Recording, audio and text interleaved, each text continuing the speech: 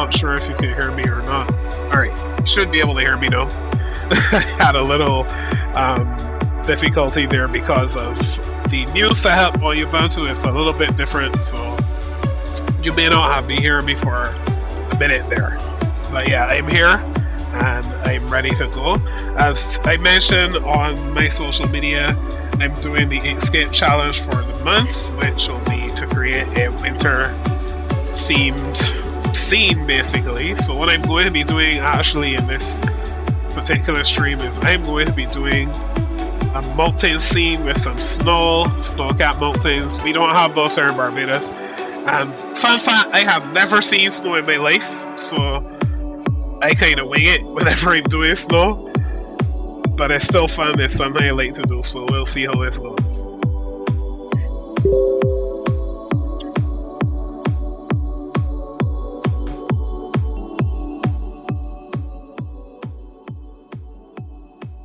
Alright, so I'm going to set up my scene to be pretty big, about the size of a desktop.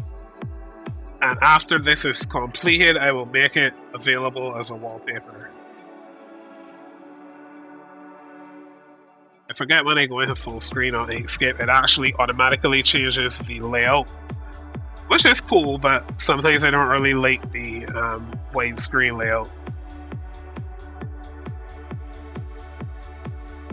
I guess I kind of grew accustomed to this regular layout, so widescreen isn't as cool to me, personally.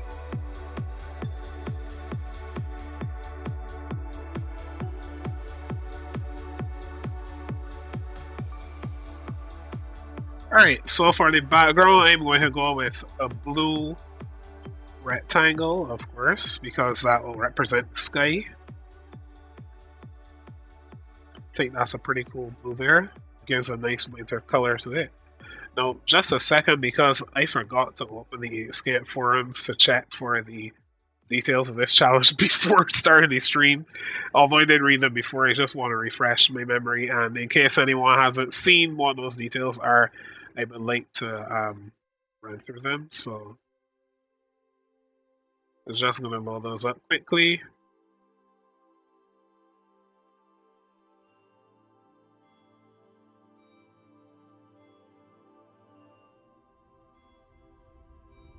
Right, here we go. December challenge. I'm actually going to switch to that on screen so you will be able to read along with me. Just give me a second.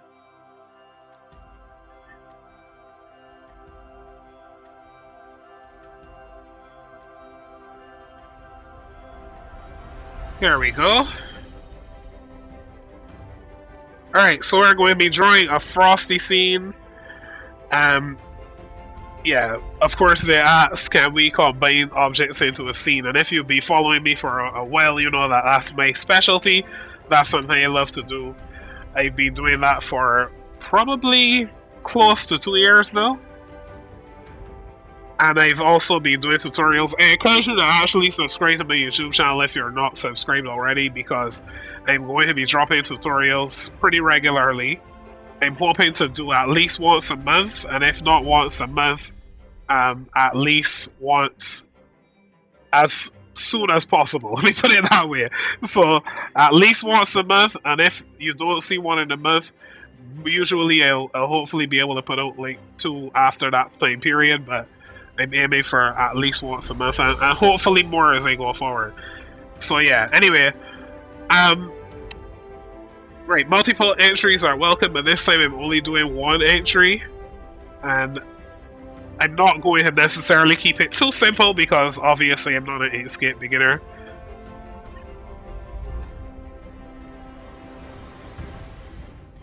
And no, we are not doing the brutal feedback option because we're doing this for fun. So, right, the instructions. To submit your artwork, scroll to the bottom of the page, okay, we know that part. And, right, nothing else there that I need to be aware of.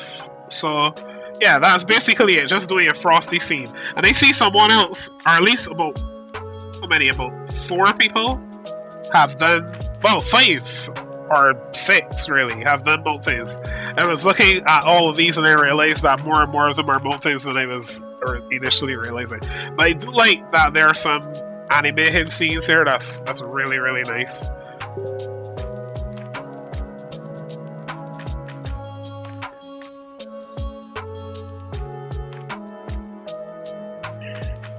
Alright, so I'm gonna switch back to Inkscape. Now if you're watching on Twitch and you're having any challenges, please let me know in the chat, because I don't monitor all of these channels at the same time. But if you are having any challenges, please let me know. I'll try to see if I can fix that.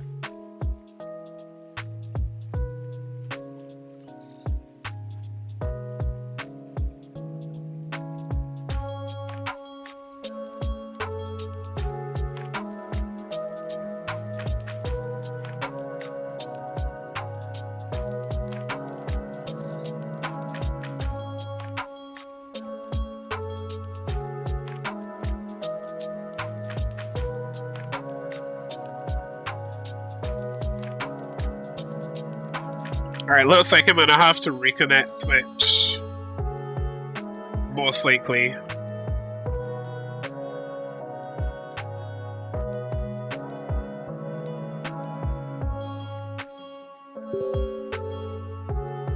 Alright, well. Can't really seem to track down what's going on there, but our YouTube family is still with us, and everyone else, so if you do miss it, don't worry, I have it recorded. This will be up and available for anyone to follow along. Alright, so for this scene, what I'm going to do, I'm planning to have at least 3 mountains, but I may do more. Typically, whenever I'm doing mountains, I tend to have 3. So I'm going to start with one gigantic square, or rectangle really, and then I'm going to drop in a couple more behind here. Size doesn't really matter as much because I am going to convert these to objects. Well, to paths, I should say. Alright, so let's grab all of these and object to path. Then we're going to go to the node editor, and we are going to add a new node in each of these at the top.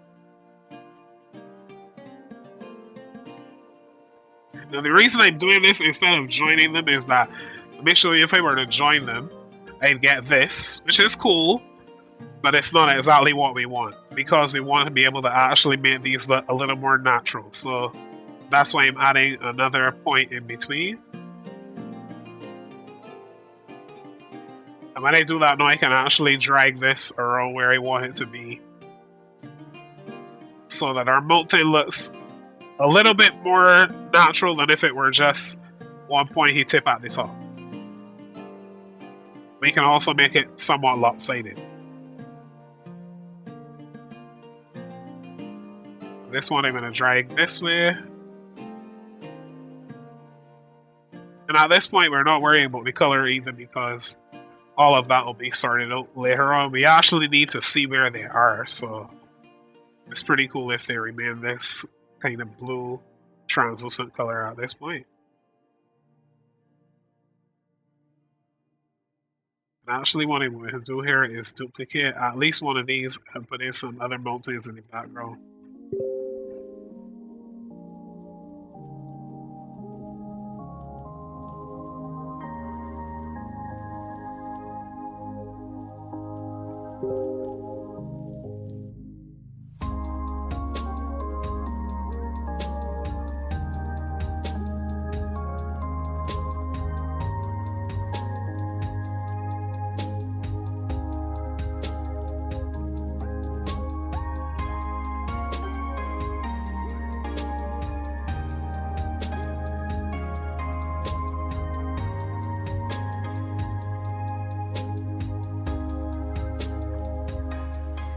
Alright, I'm going to drop another mountain here.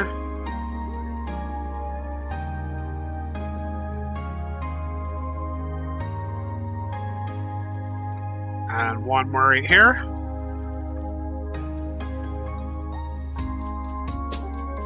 And just to differentiate these, we're actually going to work on these a little bit later, but to differentiate them, I'm going to give them a different color and move them all to the back.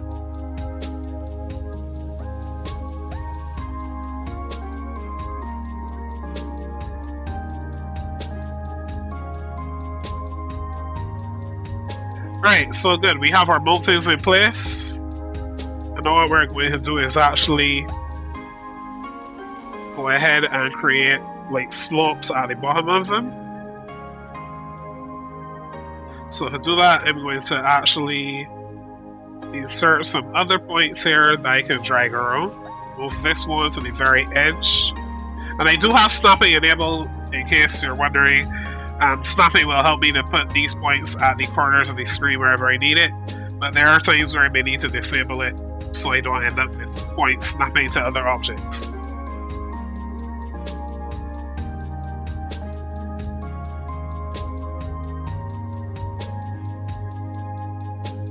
Alright, so this mountain in the front, we want this one to basically dominate the scene. And so we're going to put these points above the other mountains at the base of the mountain. And I probably may put maybe like a river or something here. I'll eventually decide what to do with that.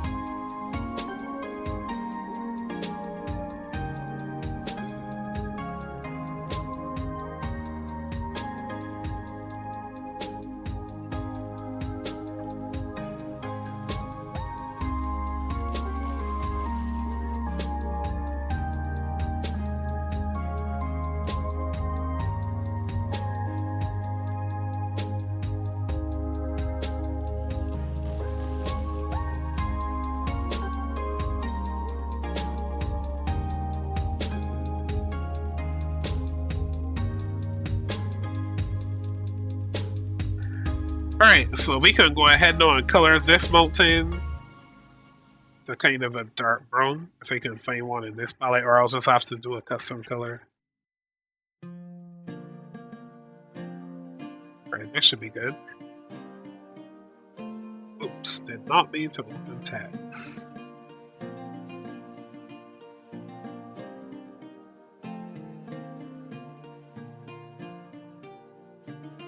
Alright, we're going to make sure this is on top of everyone else. Then select this one, give this one a different color.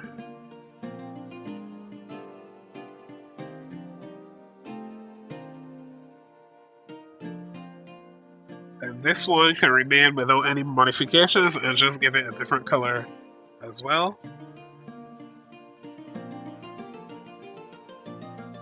Looking good already. And these here in the background, I still want them to have a kind of washed out look.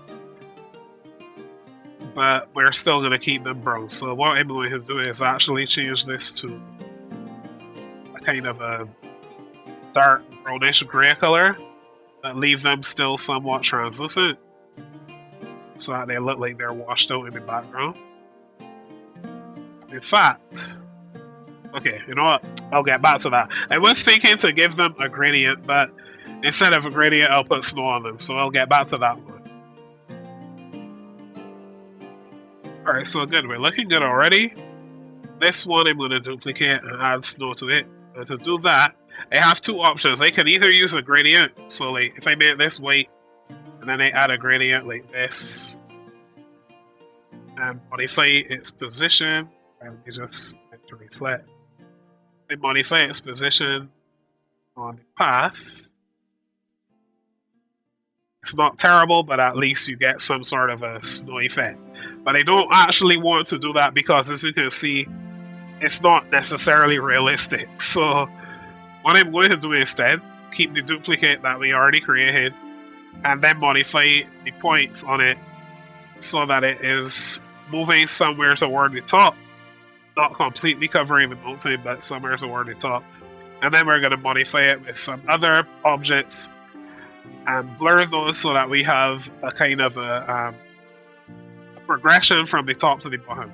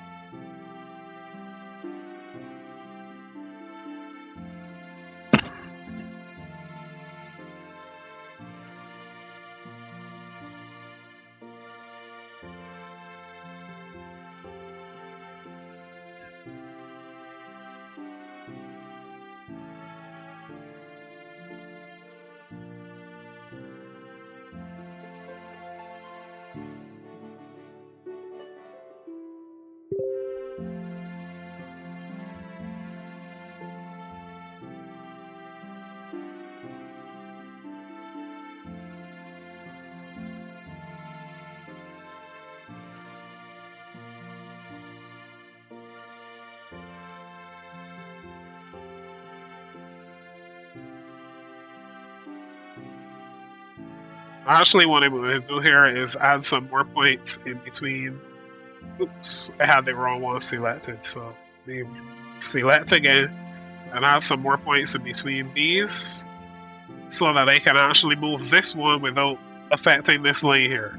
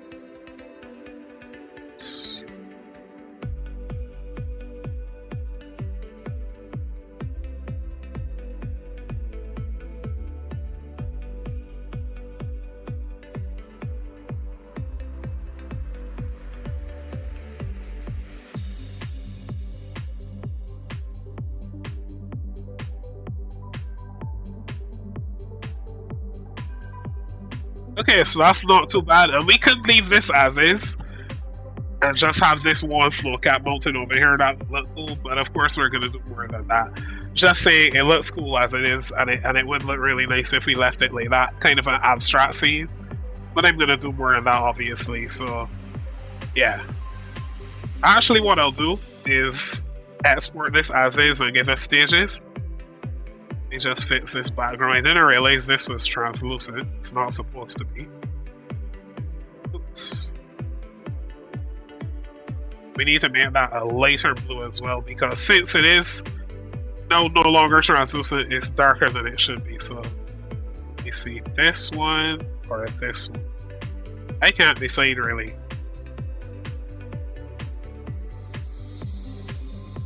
I think this one's better. What I'm gonna do is actually add. Let me add a circle.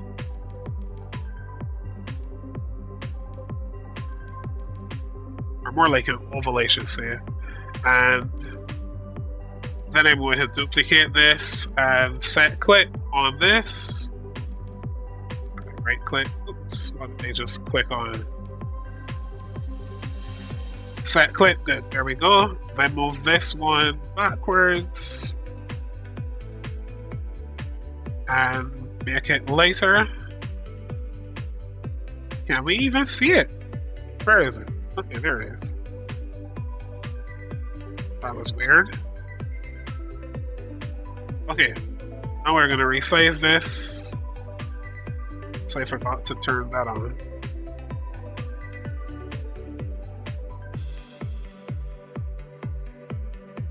And we are going to blur it.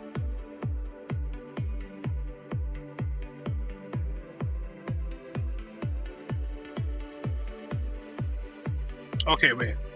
One thing I forgot I should do before I go blurring, so I'm gonna undo quite a bit, is actually I should change the color on this, blur this first. Forgot my own technique just now, so put the blur on this and then set click. There we go. Perfect. That's what I wanted to do. And now we can move this backwards. It actually would look kind of cool over those mountains if I did this and I made it like transparent or translucent. Would look cool. I'm gonna actually leave this as part of the background. Says that. Oops. Should I resize or should I not resize? To be or not to be? That is the question. Or I could even use a gradient. Ooh, that's a nice effect.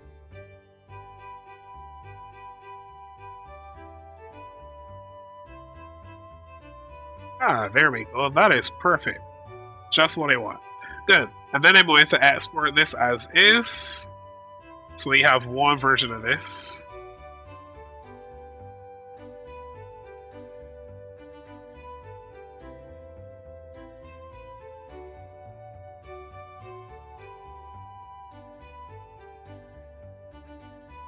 Oops. I just pressed insert by accident.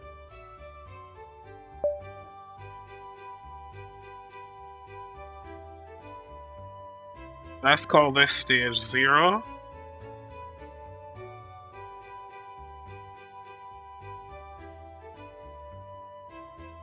So as a bonus, you got a wallpaper pack with different stages. Wasn't planned, but that's how I am. I just go with the flow. Alright, so the next step here, actually let me start using layers to make this stuff a little bit more organized. So the next step here is we're going to start adding some like snow coming down the mountain that is not directly connected to the rest of this snow cap right here. So what I'm going to do is add some ellipses underneath. Of course, they need to be white. Be pretty small too. And then we are going to spray.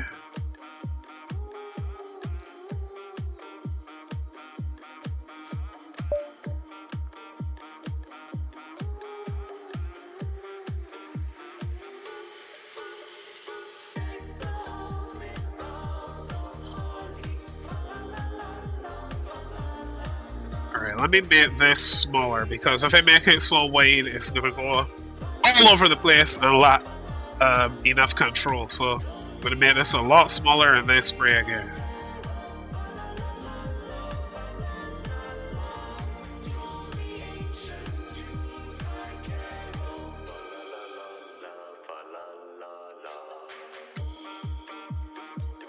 Now, normally when I do this, I use the tablet, but today I'm just using my mouse. So it's a little less controlled than it normally would be.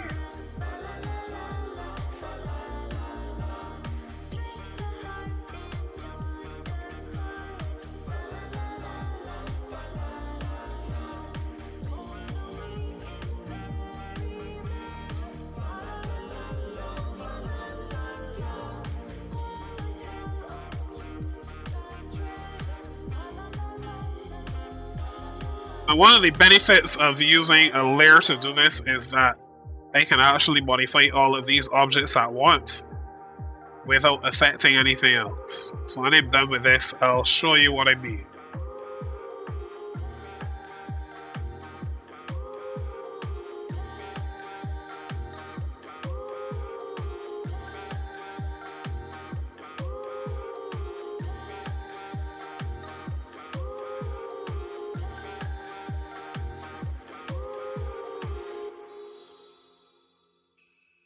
Alright, so we got that random snow all over the place.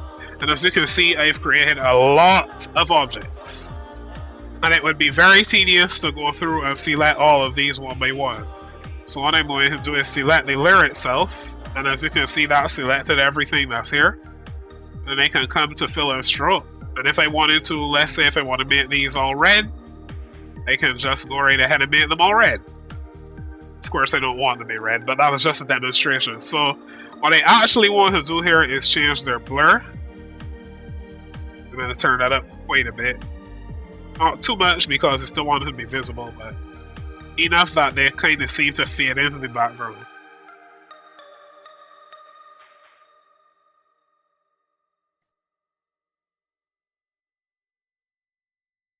And then we are going to lock this layer. Oops, clicked on the wrong thing.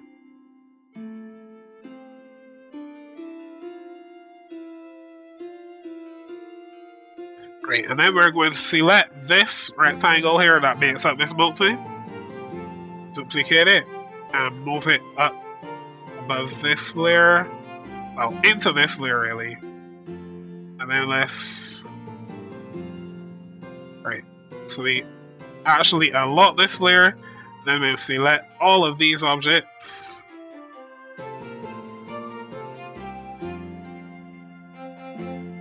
It's going to take a second to select them because obviously there are so many. But Inkscape is still alive, I promise you.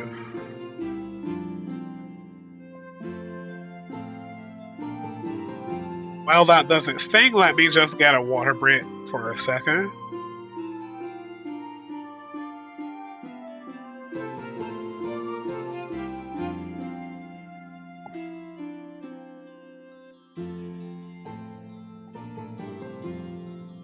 Okay, so that was some perfect timing. That was amazing.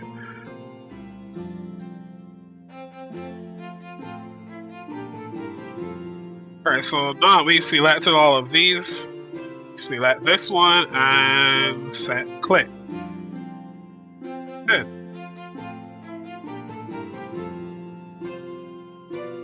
Okay, wait. One small issue that I just realized, and that is because, yeah, sometimes planning this stuff out is a little more tricky than it looks.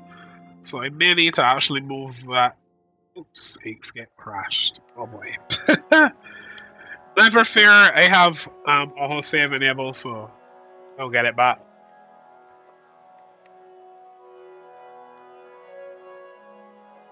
I just need to remember where my autosave folder is on this particular copy of Inkscape, and I'll be able to get it back. Okay, here we go.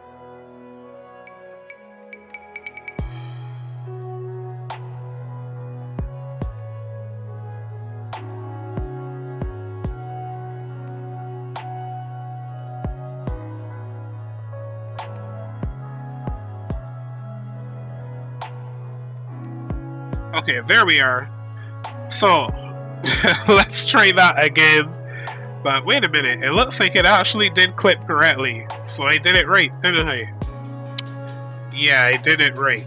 It was just Inkscape bugged out. I mean, this is a pre-release version of Inkscape that I'm using anyway, so I guess that's to be expected. But I don't need to fix anything. So my strategy was correct, it just didn't display on screen. So basically what I did is I have clipped all of these blurred objects to the same shape as the mountain, so they're not going to go outside of it. If you zoom in and you look, you'll see that they're still actually within the mountain itself. Or at least they should be, I believe. Because I'm still seeing, yeah, it looks like some of them escaped. So I need to probably unlock them and see if I can do this again.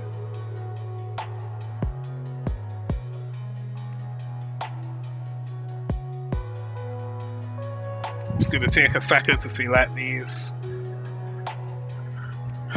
If it's too heavy, I'll probably just scrap the idea of having the snow come down the sides and blurred like that, because it will look cool if I do that over time, but for the sake of time on the stream, I don't want to spend all of our time waiting on things to select and deselect. Alright, so what I'm going to do instead is just delete these. Yeah, because it'll take too long and I don't want to spend the entire stream on that. Thank you, Inkscape. Don't send.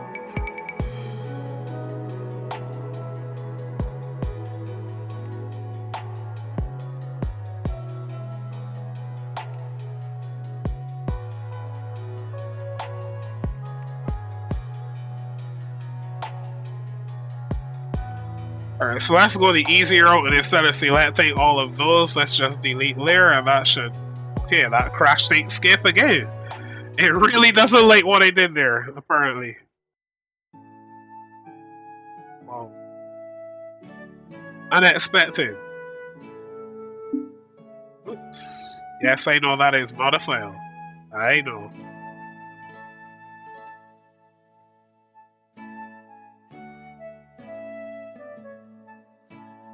Alright, so let's just turn this layer off and then delete. That should do it. It didn't. What? That is hilarious. Big mistake on my part, I guess.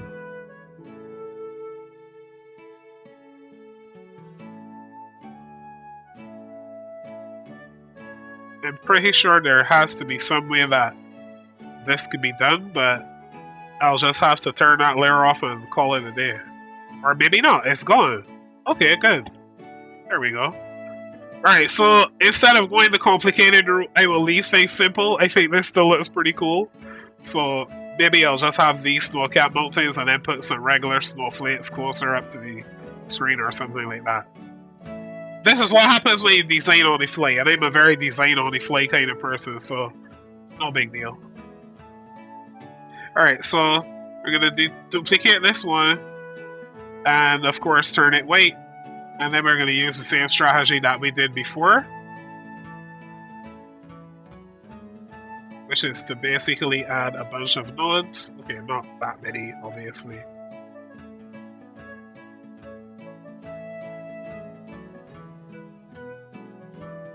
To delete some of these extras in here, because we don't need that many. Make sure all of the nodes are corners.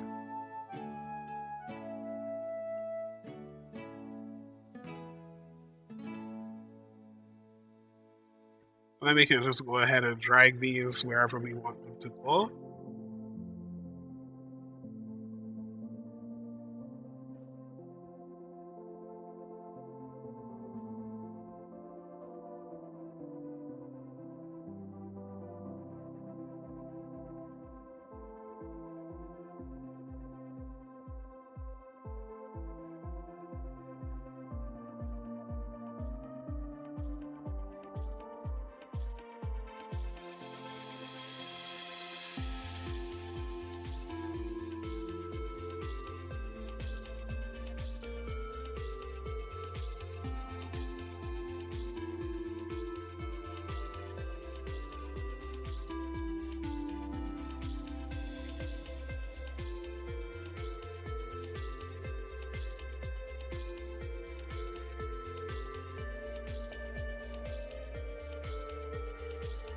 You know what, I always forget that Inkscape has a feature called Sculpt that would actually save me a lot of time. I never remember that. So let me see if I can use this here.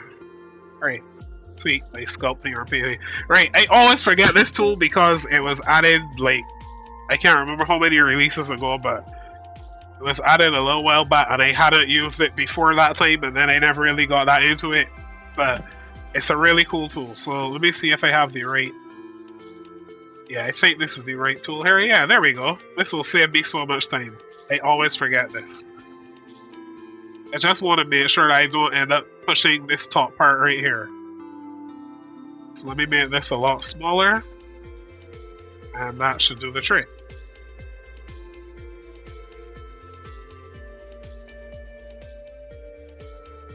There we go. Nice.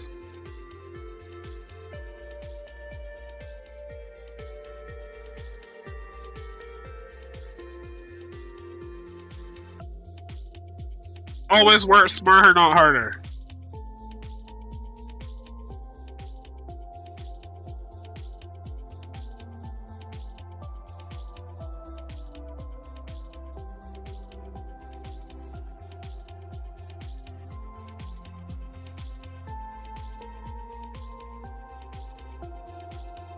Alright, so we need to do a little fix here. So let's join these nodes together. Turn that to a corner and drag this to the top right there. Right, make sure everybody's a corner actually, because I want some jagged edges on this thing.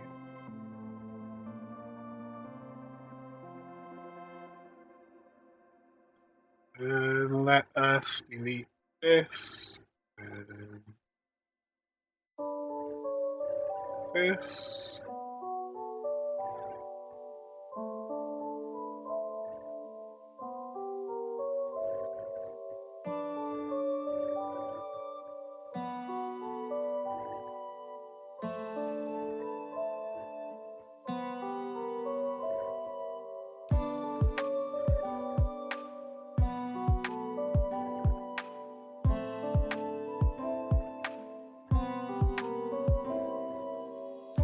Okay, not bad. Looking good there. What I'm gonna do though is make this mountain darker because I want more contrast.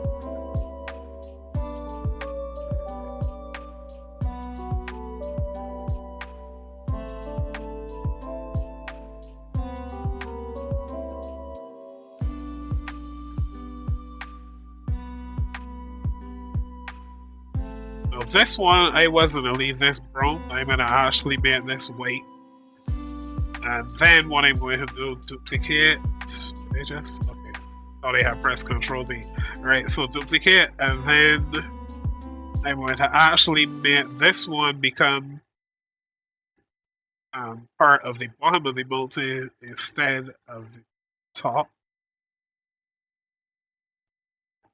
Let me just make sure that this music is still playing.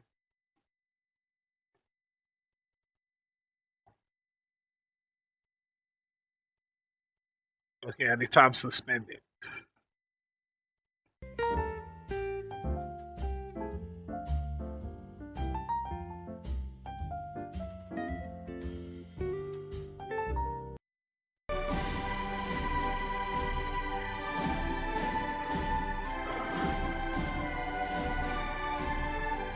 Okay, so right, back to work. What I'm going to do is make, as I said, make this the bottom of the mountain so that most of the mountain is snow. We're saving ourselves a little time by just doing it this way.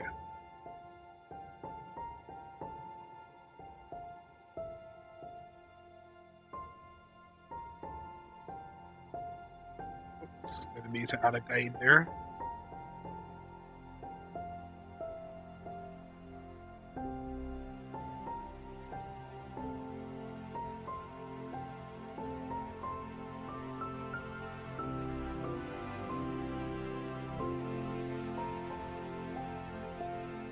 Good. Maybe what we could do is add a little bit of a jagged edge sticking out here at some point. So just add the. I'll use the calligraphy tool.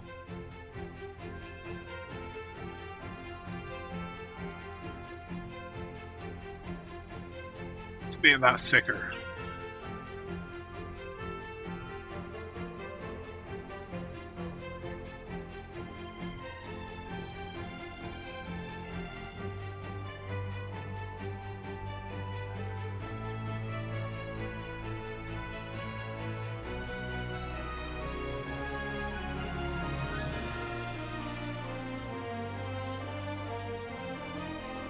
You know what I forgot to do first? Duplicate this, move it behind, then, right, let me move this behind as well. Right, and then we can go ahead and remove like this. Exclusion, did that work? No, wrong tool.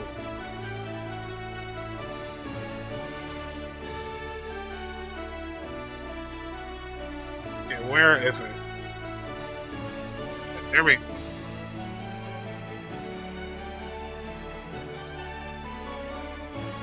Right, intersection is the one I wanted. There we go.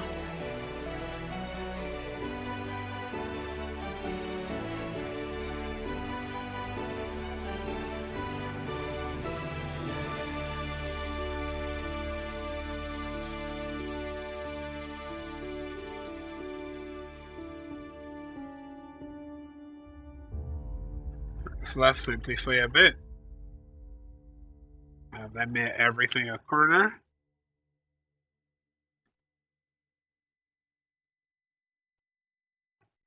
Still needs to simplify some more.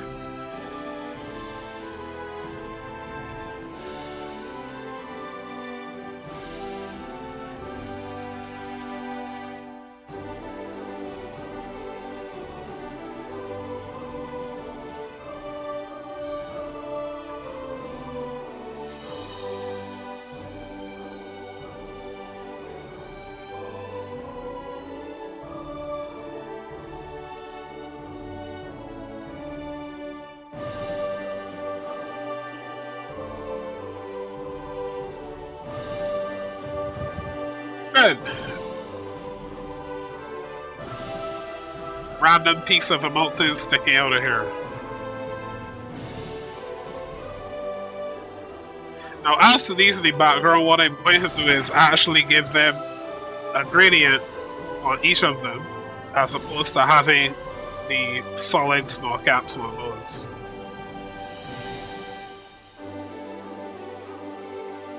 So we're going to duplicate.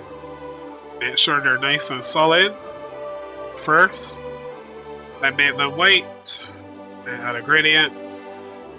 In fact, we can go ahead and group these or even join them together as one object, so union, and then we just need to modify one gradient. to do this here.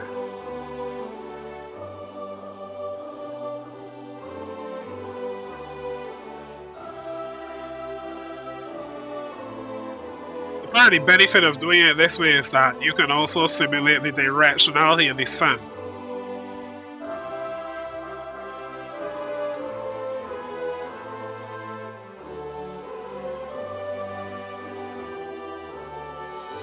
Kind of killing two birds with one stone. Alright, so I'm going to need to turn off snapping for this. If not, it's going to put it where I don't want it.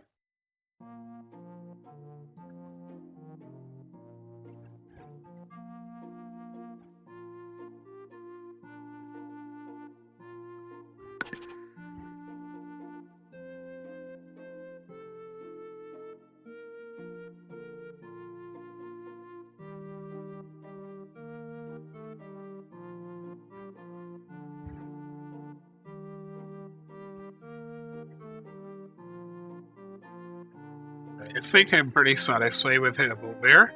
Then I'm going to blur these.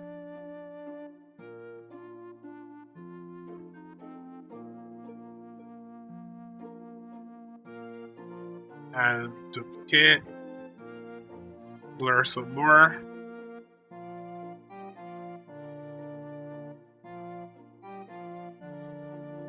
And then what I'm going to do here, select both of these and group. And then I'm going to select the paths that make them up basically, so it should be that one. This one, this one, this one. Alright, good. So now we're going to join these together. And we're going to move them up above this group temporarily. Click. Wait, forgot to. In fact, wait, before I move that up, let me duplicate it. Right, and then I can set clip on this. You'll notice that there's still a little bit of the dark edge showing up above there. So what we're going to do for that is duplicate this path again. Make it white.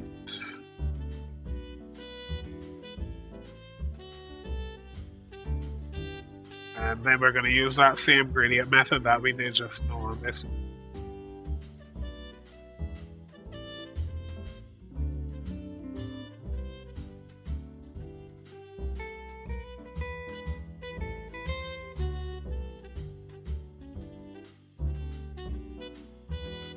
And this time we're going to make sure it's not blurred whatsoever. You just barely want to have it at the top of each one.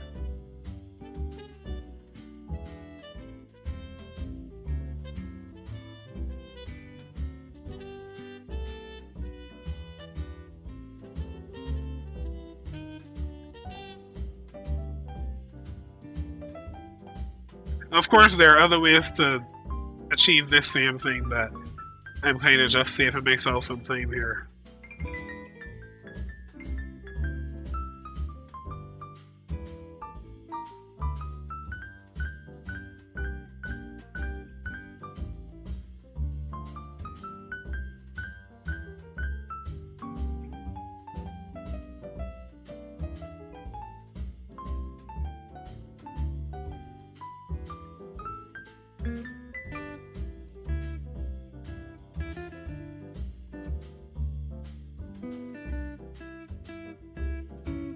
Right now I'm going to adjust the opacity a bit, just so that it's not too overwhelming.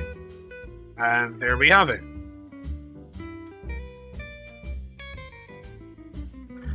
Well, this is looking good, so let's save this as another stage, stage 1.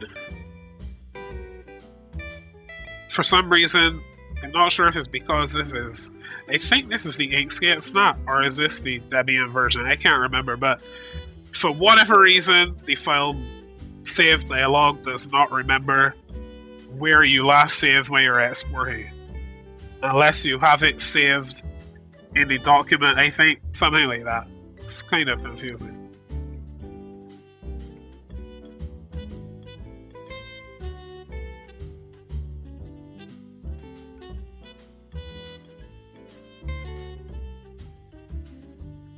Okay, so what will I add to this next? I was thinking to add like a river or something like that on this one, but I'm kind of getting fond of the mountain being as is.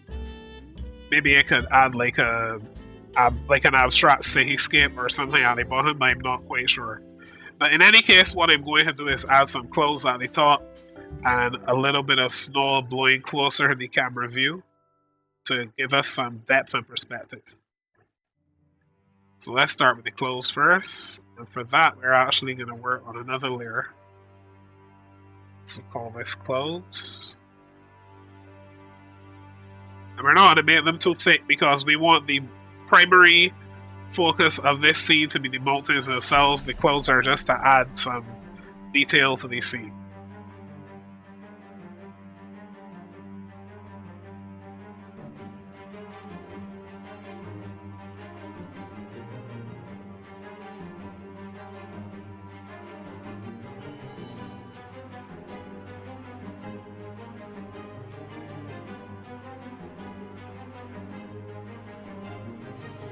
Now you can either do this and add a bunch of ellipses and then you can join them together, or you can leave them separate and you can group them together so you can all move them all at once.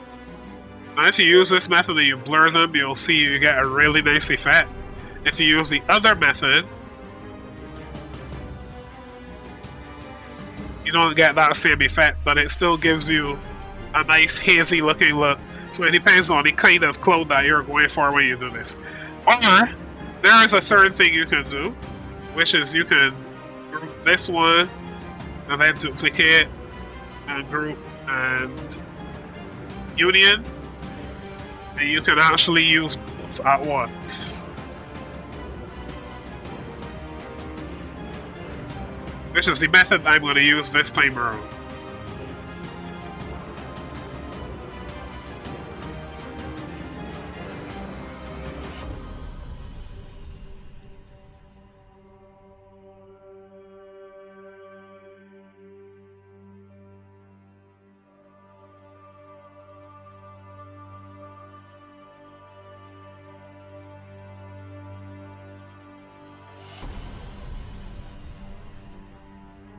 Now if you see me using certain numbers over and over like 0.6, that's just a little thing that I like to do, which is to keep numbers consistent.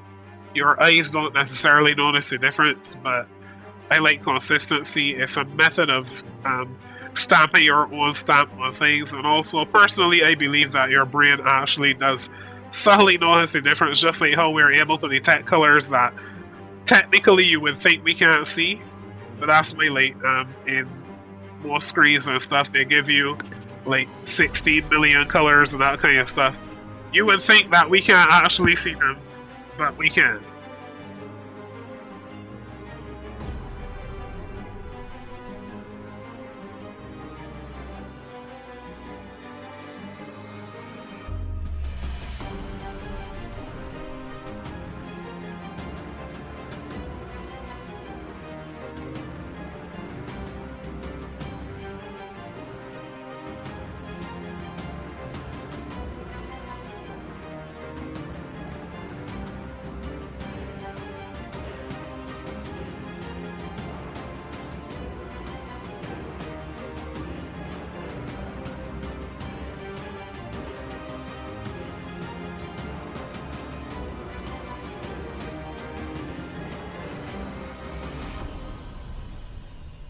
Right, so those are still a little bit too visible. I want them to be a subtle addition to the scene and not overwhelming it. Okay, that doesn't look too bad there. Alright, so to group this whole group together and then just duplicate this at different points.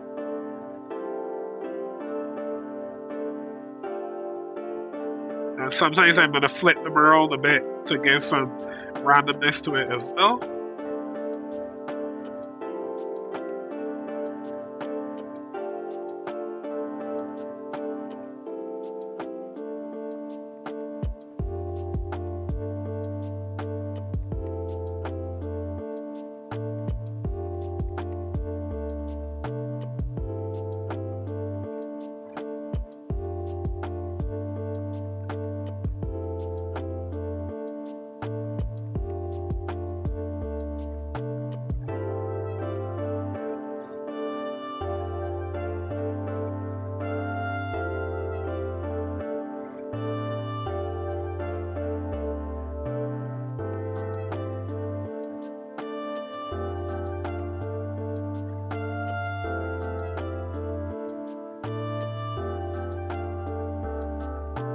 You'll notice I'm putting in a little bit of rotation and blurring as well.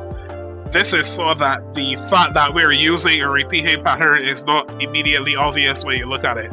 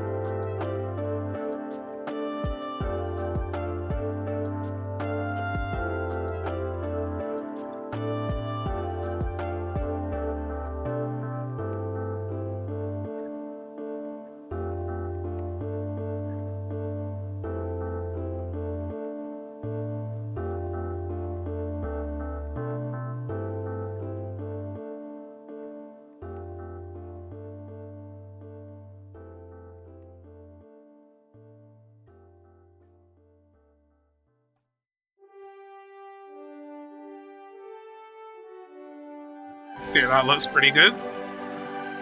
Let's select everything here and group it. Move it around a little bit.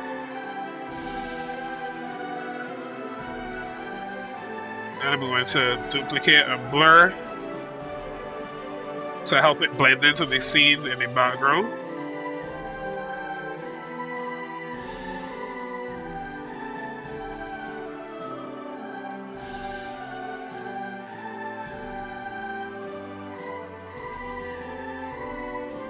I'm going to adjust the opacity on the first set of clouds that we added, and then I'm going to duplicate that again and do some additional layering.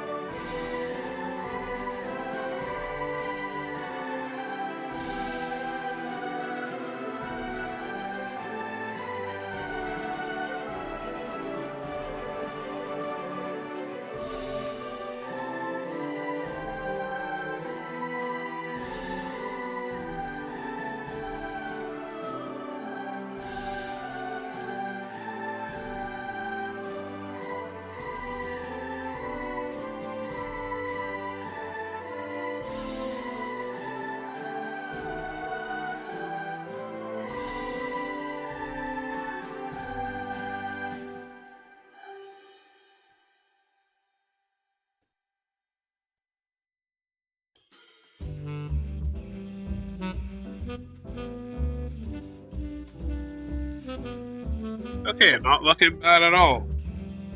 Now, what we can do if we want is we can add a blend mode to this layer. So let's say if you want to use overlay, this should give you a nice effect. It's not too obvious here. Depends on the color combinations that you're using, what you're going to get with this or not. Yeah, the blend modes are not making too much of a difference here. Okay, soft light is nice because it's a lot more subtle with soft light. Hard light should be, yeah, it's kind of more like the others are. But soft light may still be good for this one.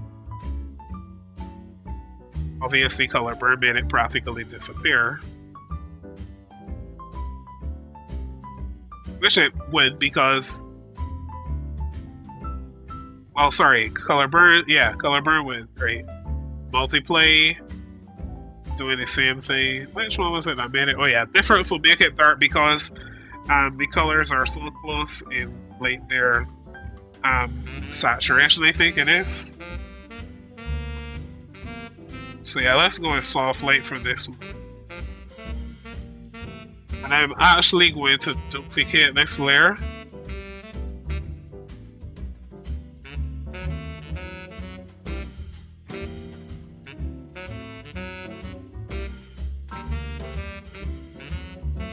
And I'm going to use overlay, but I'm turning the opacity down. Now you may be surprised, for those who don't know, I did get some new hardware this year, some very powerful hardware, but you may be surprised that this is actually slowing down my system just a little bit because there's so many objects, and Inkscape still needs some optimizations in terms of the graphics engine, And I believe from what I was seeing online that there is work being done to switch Inkscape over from Cairo to another engine altogether, because Cairo is notably a little bit on the slow side, especially when you're using a lot of objects with effects and stuff like that. It can really get slow. And that's one of the things that has sometimes prevented some professionals from switching to Inkscape, because the speed can be a little disappointing. I mean, personally, I do like speed, but sometimes results over speed, but I get it, because when you begin to run into stuff like that with larger scenes like this, it can be a little bit frustrating, especially using, you know, like really good hardware. Alright, so please actually save this as stage 2.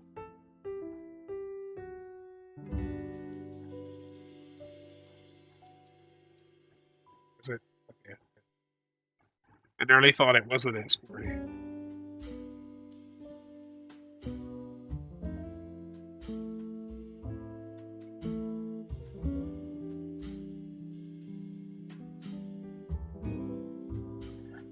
And the next thing I'm going to do, as I said, is add some snow to one side to give the impression of like us looking through like a camera or a window, and this being the backdrop that we're looking at. And another thing I'm going to do is actually add like a gradient down here at the bottom, so that it looks like the bottom of the mountains, you know, it's a little bit hazy due to low visibility. So let me actually start with that, because that will save me some time to get that out of the way.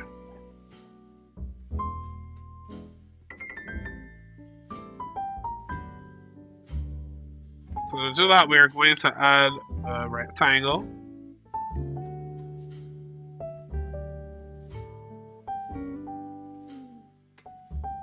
To make it the full width of our scene, and a little over 2/3 up the screen, or 3/4 of the screen.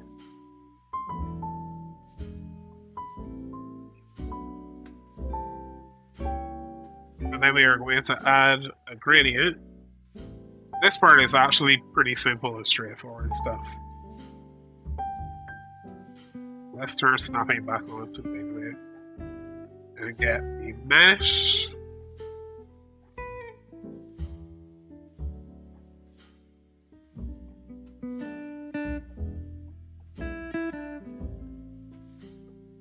And then we can just blur.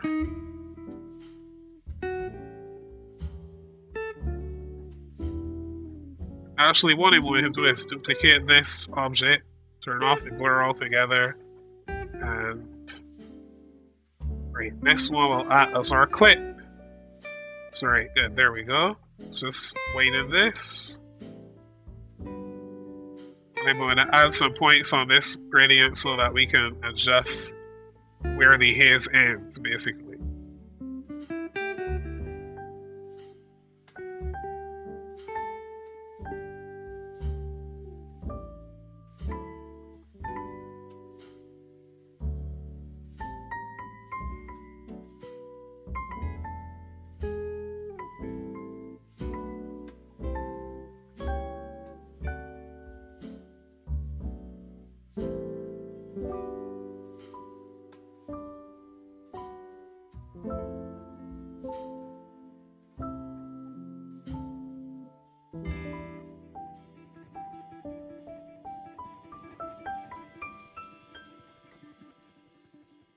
I love jazz.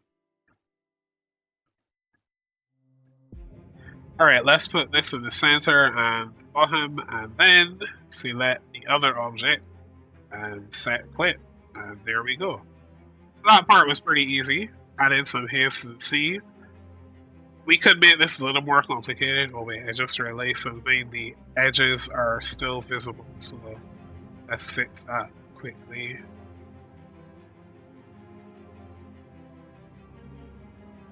Unless Inkscape is playing games with me, because sometimes the filters do that. Wouldn't surprise me if they were doing just that, but just to be safe. Okay, I think the filters are playing games with me, so I'm going to leave that as is because pretty certain when you export the image, it will not look like this. I'll still double check though. Let me adjust this just one little bit again.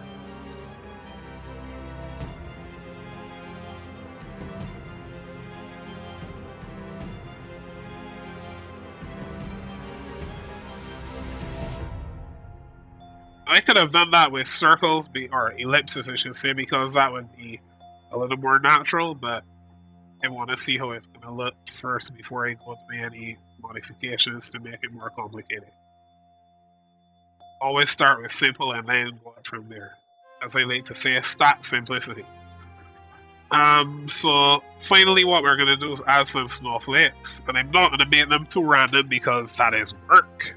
So what I want to do for those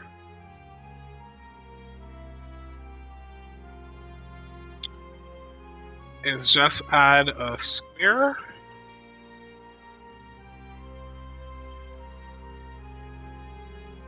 And in this case, the size of the square doesn't matter, you just need one that you can work with in any size, any format, whatever it is.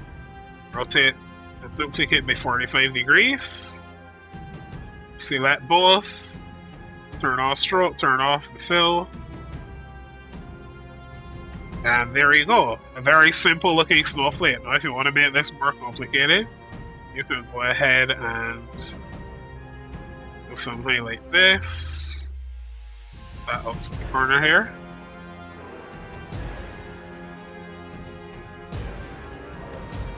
Oops.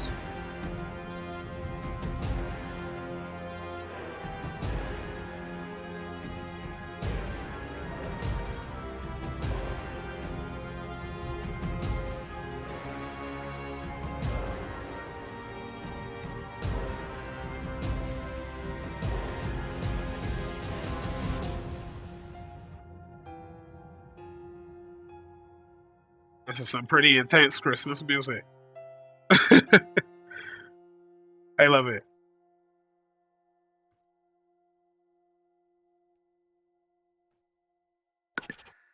Makes me want to watch a movie or something.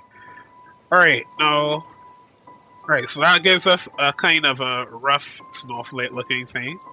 And we can duplicate this into the same rotation that we did on the other square there.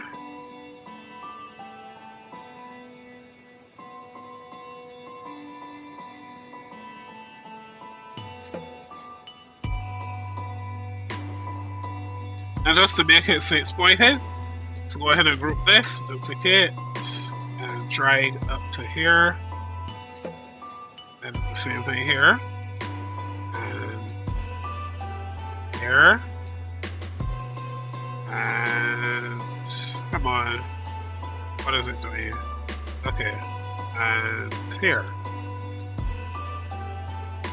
Good. So now we have a nice crazy looking 6-pointed snowflake. And we can group all of these, resize,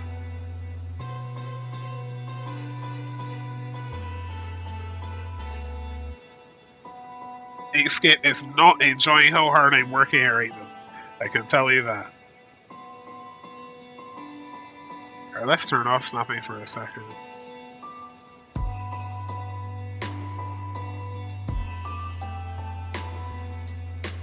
Actually, I'm going to drag this off of the canvas, and then I'm going to use the spray. And let's make sure that scale, scatter, and rotation are set to some pretty high numbers.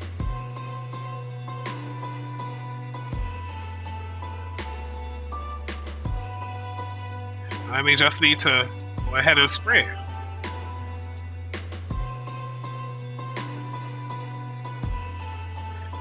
Alright, wait. One small problem, and that is the width is too big.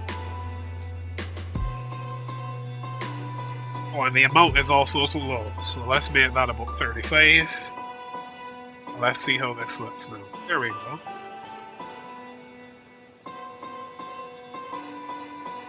It would be nice if it would actually do opacity as well, because that would save me a lot of trouble.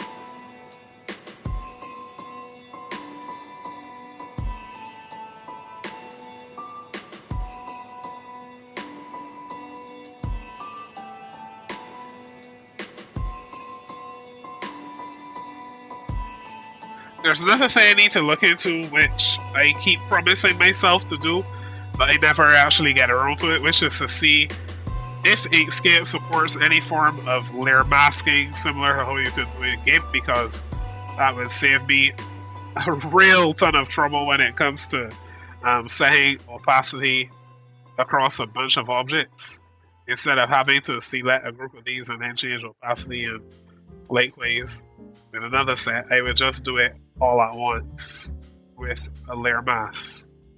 That would be really cool. But I'm not sure if it's supported or not. It probably is in an extension that I just haven't found yet, but I can't say I have ever tried to find it, because there are like a billion extensions and I don't have the time always when I'm working on stuff to go through them.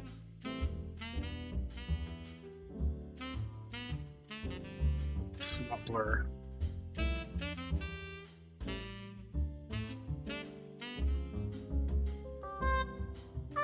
Oops.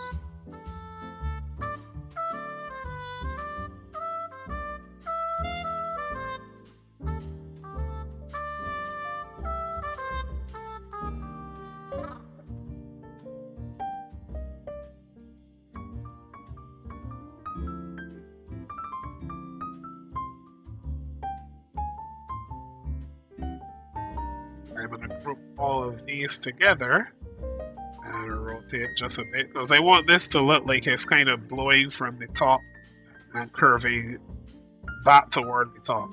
So top to bottom, then back to top.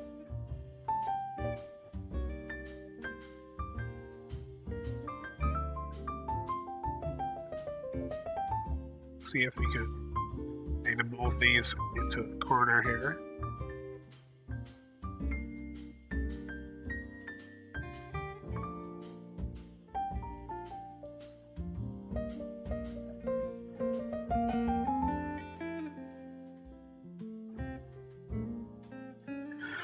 This is a good time for my friend Sculpt to come into play. So let's see if we can move these objects around now without actually having to select them.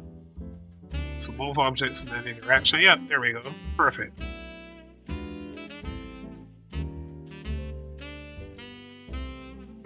I really have to say, Inkscape has a lot more features than people give it credit for, and to think that this is all put together by contributors using their free time to help people like me is amazing. So if you can donate to the Inkscape developers, please do.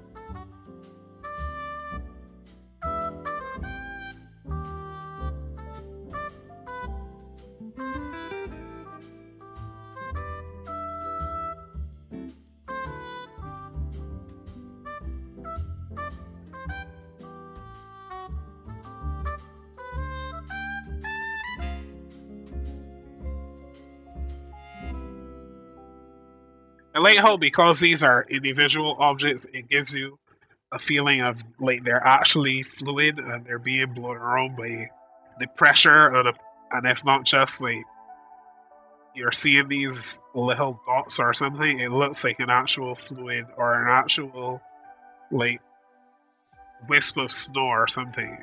I'm not sure if I'm describing it the best way, and plus I've never seen snow, but at least from what I've seen on TV, it kind of looks kind of like that.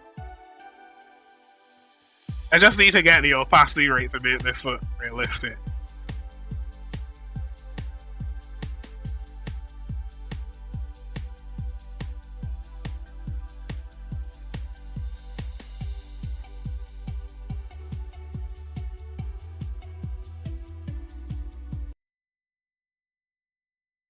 Oh, our music went to sleep again.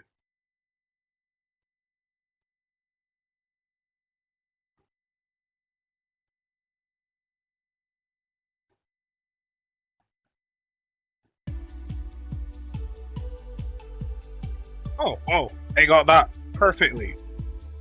That was good. Alright, so let me make sure this tab will not suspend the game. Good, that's fixed. Not to worry though, we won't be on here much longer. I have 15 minutes before we get to an hour and a half, so I'm gonna go to about that point and then we will call it quits on this one. And I did promise if I run out of time, I'll come back to this one on another stream, so we'll see about that.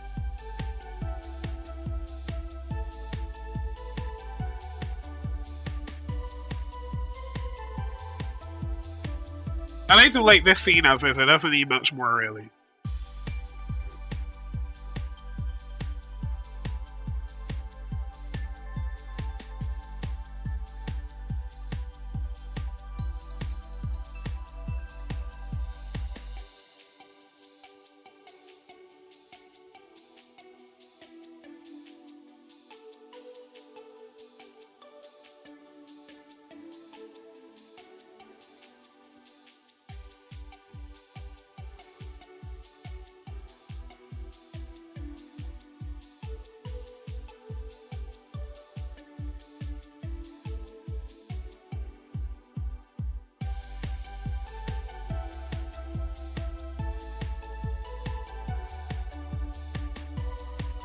And one thing is, though, in terms of realism, getting this effect that I'm going for with the depth over the camera is a little more tricky than it looks.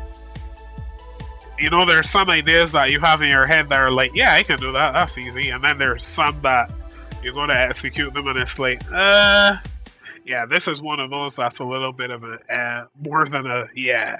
So, I may actually take it out. I'm not sure. I may do that. But it's one of those that I would probably spend hours on trying to perfect if this were, you know, like a more serious deal. Like if I were being paid for this or something, I'd probably spend hours trying to perfect this before I just throw in the towel.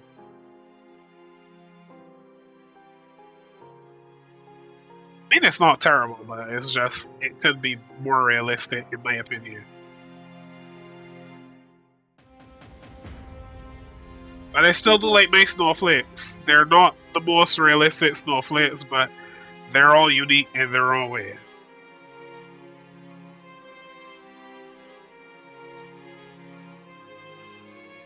And certainly when you zoom in, they do look more like snowflakes than they do from a distance. Granted, as I said, I have never seen a snowflake in real life, so I can only guess what they actually look like.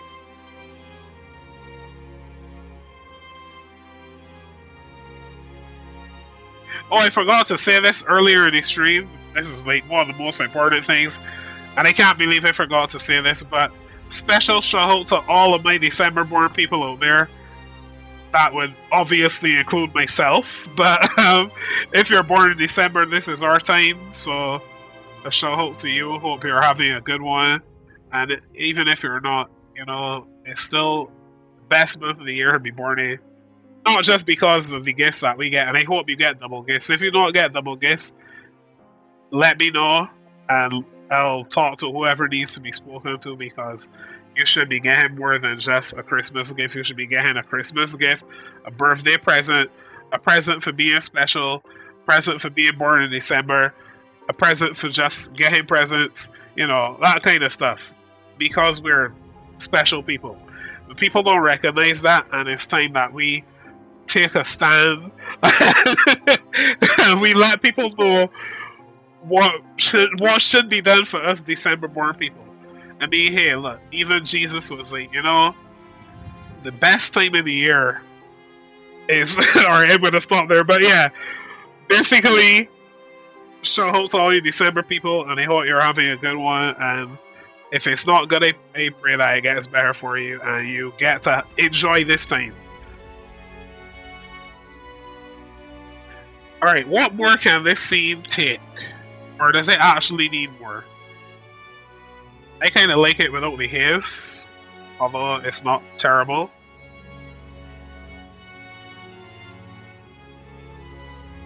Ah, you know what this scene could do with? Some trees. So what we're gonna do for that, I don't have any conifers. Well, anyway, we do have conifers here, but not the kind that you associate with winter and Christmas and that kind of stuff.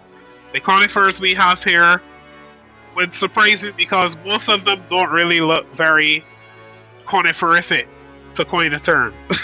They're Casuarina and maybe like, and I'm not even sure if is Casuarina even a true conifer. I'm not even sure.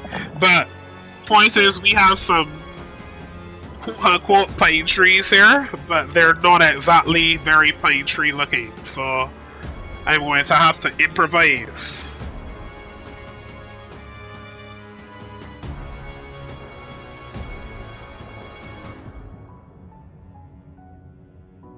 Alright, so to do this, object to path, and let's join these two nodes at the top.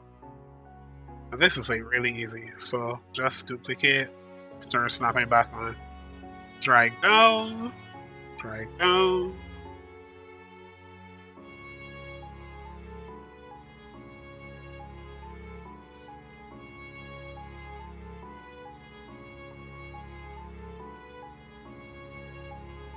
and drag back in. And let's make sure that these are definitely centered to each other. Great, and equally spaced. And then we can just do this, resize it. Group. Fill on. Stroke off. You know what would look really cool? If we leave them just as they are and make these the pine trees. Which I wasn't going to do, because what I was going to do is actually make them like a green like this. And... okay. What is going on here? Somebody has opacity or alpha on when they shouldn't. Oh, I see. I was going to do this, which isn't terrible. But you know what looks really cool? This looks really cool. So I'm going to leave it like this. We could call this Winter on an Alien Planet. Actually, that's what I will say of this scene as when we're done.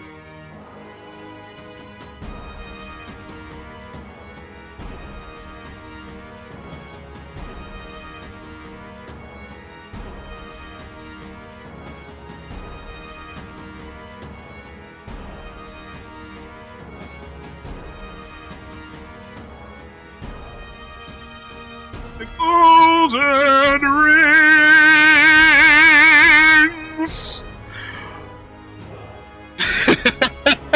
That is probably the first time I sang anything on stream, but I couldn't resist.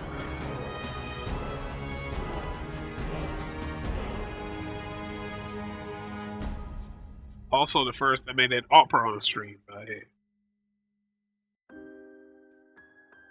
Alright, so we will leave these very simplistic pine trees that are actually made of frost. And let's resize this. And now we are going to use spray tool without, oops, I'm going to need to resize Inkscape, without rotation, and let's see, let's turn the amount down. I will just put a bunch of these in place here. Okay, that's still too much.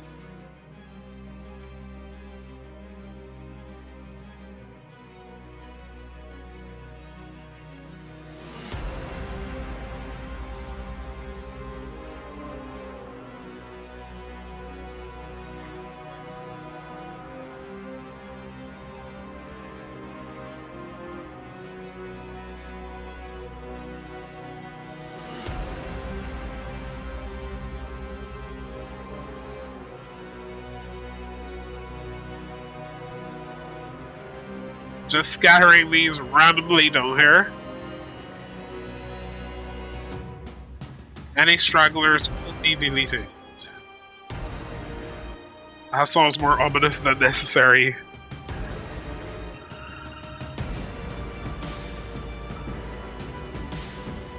Anything below this line, delete.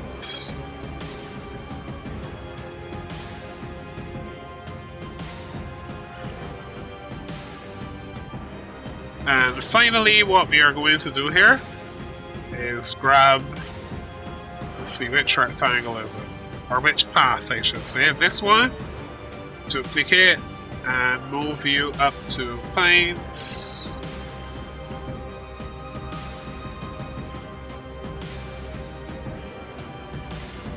Or even, let's move it above. And then we can, wait a minute, what just happened there? Who is in here? What is in here? Why are these in here? That is weird. I did not do that. Inkscape has a mind of its own all of a sudden. That was weird.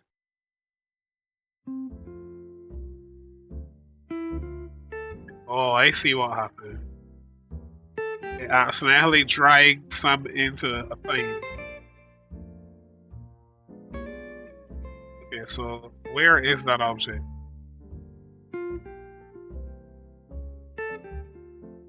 Oh, there it is.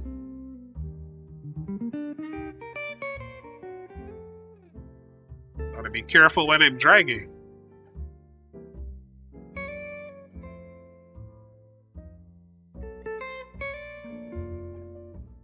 Okay, this is not gonna work like I intended it to, is it? Oh wait, it's right here. So this, I'm going to move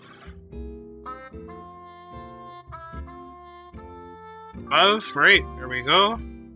Let's see if I can set click on the entire layer. I believe I should be able to. Good, there we go. Everybody's trapped inside nicely. And I'm gonna duplicate this again. Put it above here. And add a gradient. The reason I'm doing this is I actually want to kind of put like a shadow, if you will, on some of the pine trees.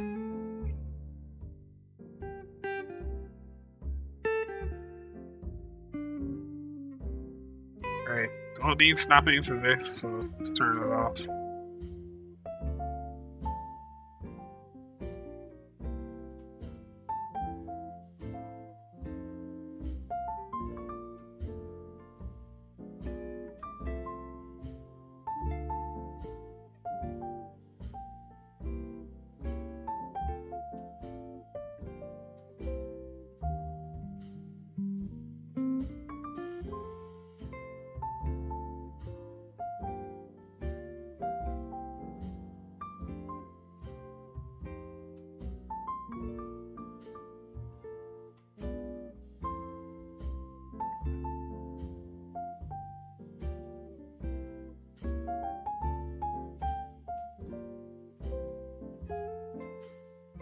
Okay, I just realized something. My method is a little off. So what I'm going to do, put this back to solid and turn off the blur for a minute because I need to fix something.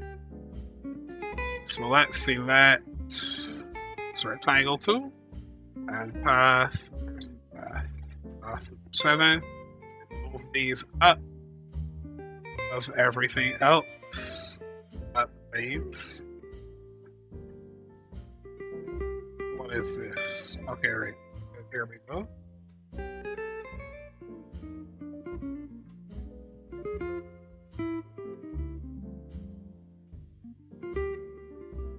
Let's actually put the planes above this.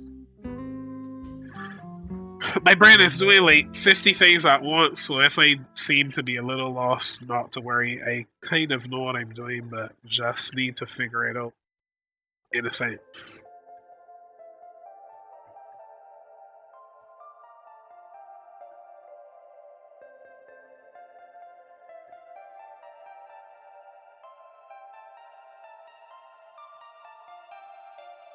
This is certainly very different from painting, I can tell you that.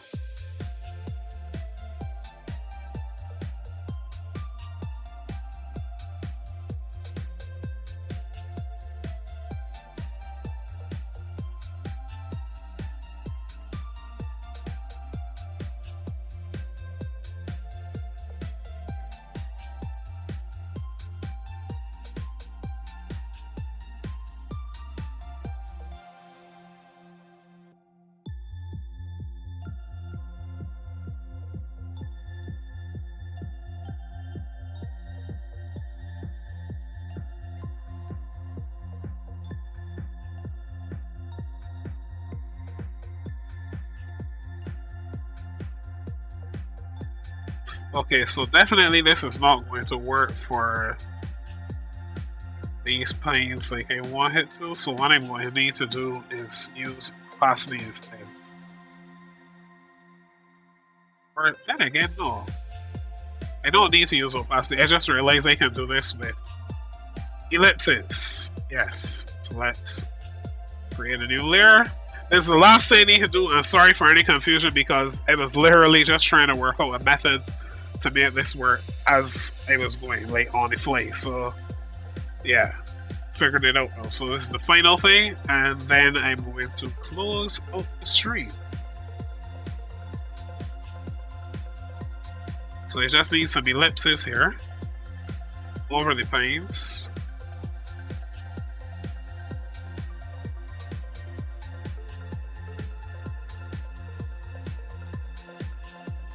Select whole layer for shadow and blur. We can also adjust the opacity as need be.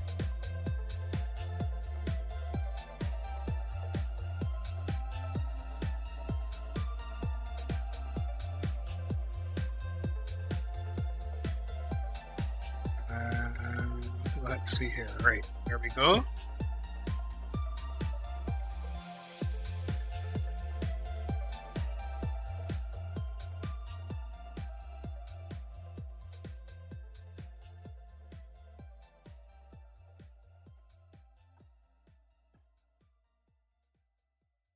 Alright, so that gives us the impression of these planes kind of fading into the background in a sense. So duplicate this one and move it down here. Duplicate.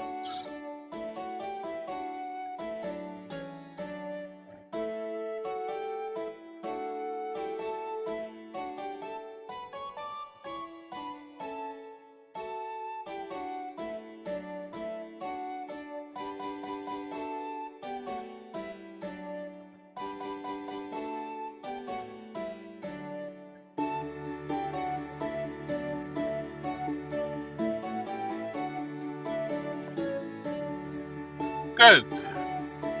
Not perfect, but good. Only thing is we've lost some detail on the planes. I just didn't realize that. So let me see if blend mode will help. A color burn is too strong. Multiplay is also too strong. Overlay probably will be our saving grace for this one. Yep. Still, the other problem is the pink ones are not as frosty anymore, so I don't know. You win some, you lose some. And of course, I only gave myself. I originally gave myself an hour for this one, but I decided to stretch and go for like an hour and a half. So I didn't do too bad. With no plan other than to do a mountain scene and to follow the challenge of producing a frosty scene, I think I did pretty good. Okay, I don't want planes to that.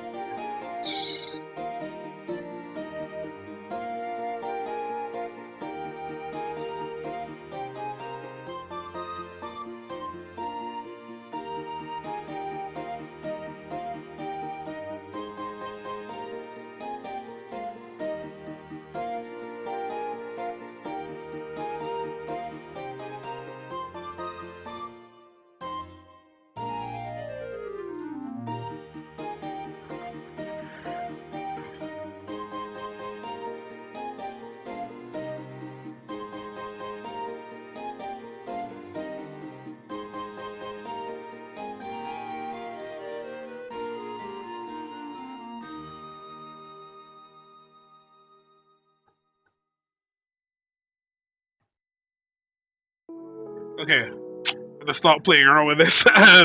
Basically, let's get out of here. So, I hope you enjoyed this stream. I had fun doing this. I always love doing stuff for fun, just, you know, a random challenge here and there. I'll probably try to do this every time there's an Inkscape challenge. I did plan to do this last month, but things did not exactly work out in terms of my timing, so and then I get around to it. But I'm glad that I managed to squeeze this one in before the end of December. So hopefully next month, whatever the challenge is, if I'm free, I will be tackling the next Inkscape challenge. We'll see what it is. And it's really fun doing this. You always get to, you know, test your own skills and improve them as you go. So I always love to do that. But make sure you follow me on all my channels, especially on YouTube and Twitch, because that's where you'll catch my streams. If you want to see my tutorials, make sure to check out my YouTube channel and subscribe, hit the notification bell so you don't miss anything when I upload. I should have another Inkscape tutorial out pretty soon, which will be creating a human eye in Inkscape. That should be pretty interesting. If you have any ideas as well, make sure to send them to me. You can reach me on Twitter, Mastodon, Facebook, Instagram, Telegram, and basically in everywhere. Just look for me under the same name, Roland Dixar. You can also go to my website, rolanddixar.pro. Check out my portfolio if you want to work with me, and that's rolanddixar.pro/portfolio. Make sure to check out my stores as well. Links are in the description of this video. And so yeah, that's basically it. I will catch you soon, and you can look out for the wallpaper pack that I created while doing this to be available within the next hour or so. I should have it up on my stores, and I will also make it available from my Gumroad for free if you want to grab it from there. But if you want to support me, you can grab a paid copy from my Teespring store once it's available. The Gumroad version will only be available for a limited time. So yeah, make sure to go and check out that stuff like I mentioned, and subscribe and all that, and I will see you all soon again.